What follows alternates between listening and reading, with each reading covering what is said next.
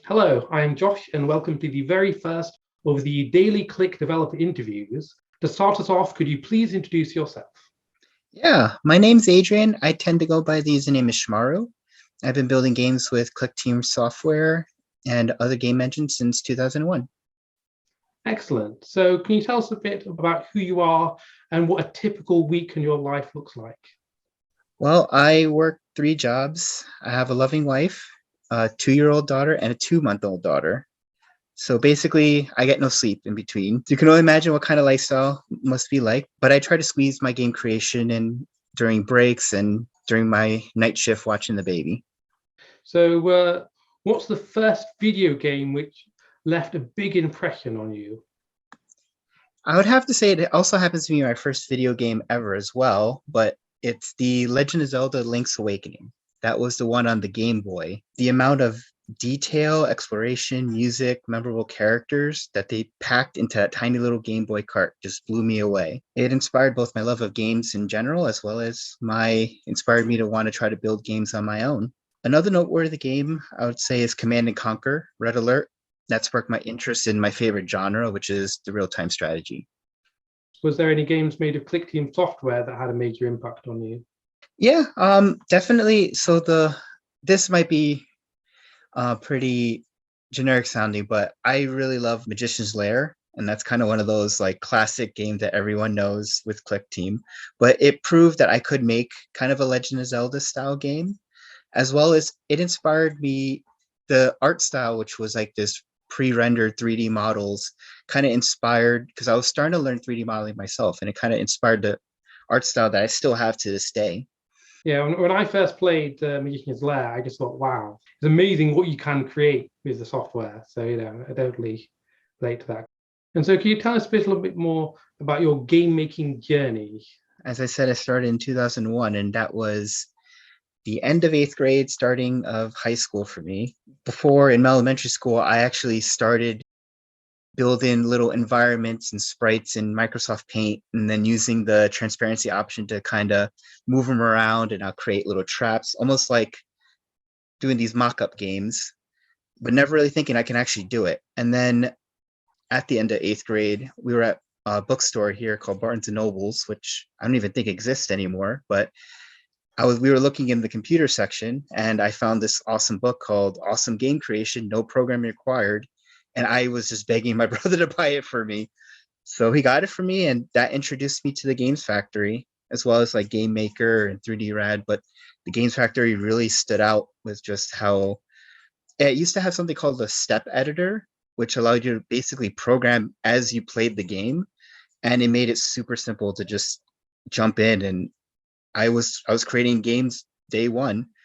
It took me a few years to just kind of build up my skills. Eventually, I weaned off the step editor and just programmed from scratch, starting to create my own movement types using just to change positions. And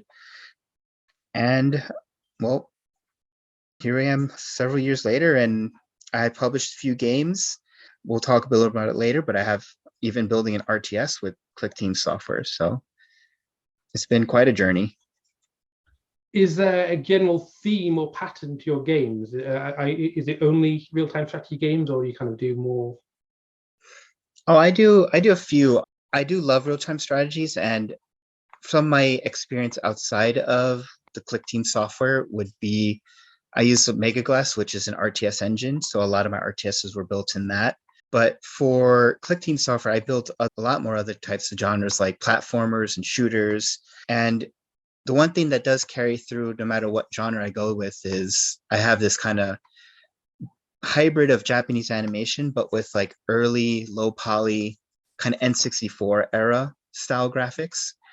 That was the era, 2001. That was kind of the era I grew up with, and that's always what I think of when I think of video game art. It had this like inspiration, and kind of you got some visuals, but you also had to imagine the rest. And I don't know, there's just something I loved about that, so I just kind of carried through.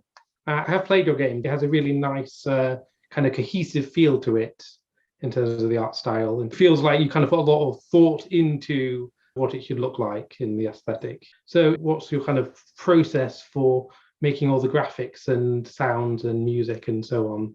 So I generally I create all the character art myself specifically. So years ago, when I was just learning 3D modeling, I created this little rig where I can swap out.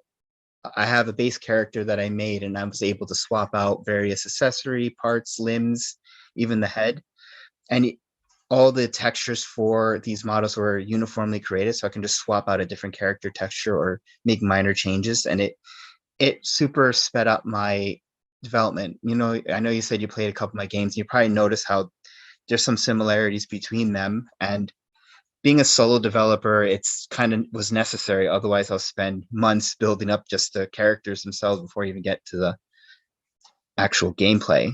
It kind of allows you to focus on the game itself. Yeah, I mean, it helps me like because I love the rapid prototypization of the games factory. So it kind of allows me to, okay, I take a day to build a character, and then tomorrow I can see them in game already jumping around and doing whatever they need to do.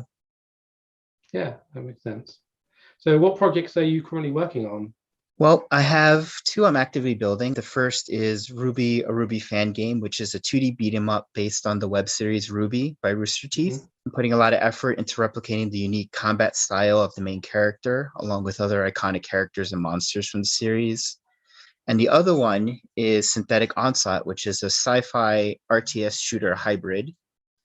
Synthon, as I sometimes call it, focuses on a resistant force surviving a relentless assault of demons, robots, tanks, bombers, and more, all with procedural generation and randomized events to keep you on your toes. So both of those are in Fusion 2.5.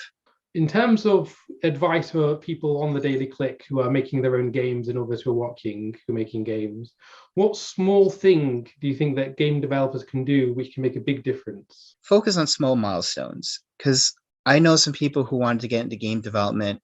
They have all these wonderful, huge idea projects. Like Mhm. everyone I know wants to make an MMO, and that's a massive project. But what ends up happening is that they just get unmotivated. They kind of lose interest because they're focusing on a big project. And whether it's a AAA or an indie game, it's a huge time investment. So just focusing on that final product is just too daunting of a task. I don't even think about the end product. I just think about what's the next step I got to do. So what's the next character I need to animate? What's the next feature I need to add? The next action that needs to happen? And just focus on that, and I can get those done within a couple of days to a week. And you just really feel the progress, and it keeps you motivated. Like, oh, I finally did that. Okay, now I can do this. That's just like a way better mindset than just like, I'm going to build this project, and you're just kind of left with, oh God, how am I going to get that done? I have work, I have kids, I have life, So that's kind of the small thing I think they can do is just change that mindset. Yeah, I think that's really good advice. I mean, when I was younger, I ran a website that was dedicated to role-playing games and other online games made using Click software. And I actually tracked a lot of the kind of MMO style games that were being developed. And the vast majority of them sounded really great. They did some concept art and they never actually got released. And actually, one of the only ones that got released was a project that I was involved in. And it started off not really as an MMO. It kind of started off as a chat room with avatars and then built up from there into having a few little elements where you could fight. And then it added more and more and more as they went on, rather than trying to do the ultimate MMO from the very beginning. So I think the idea of starting small is really good advice. What's one pitfall which you want fellow game developers to avoid?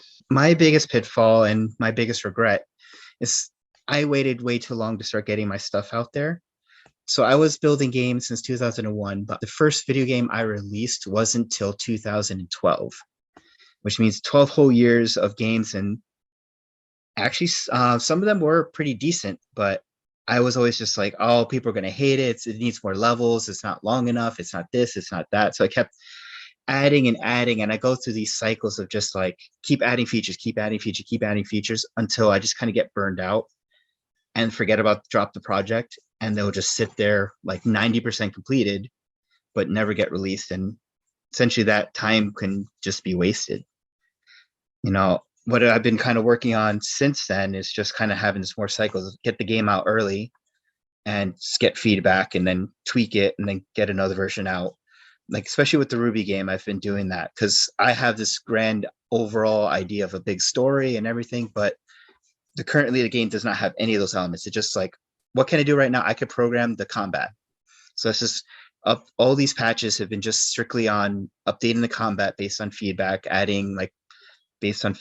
adding like the ability to change controls and new monsters that they'll fight. And it's almost like a different kind of game, but I can get these cycles out within a couple weeks to a month instead of spending 6 months to a year and maybe not ever releasing anything.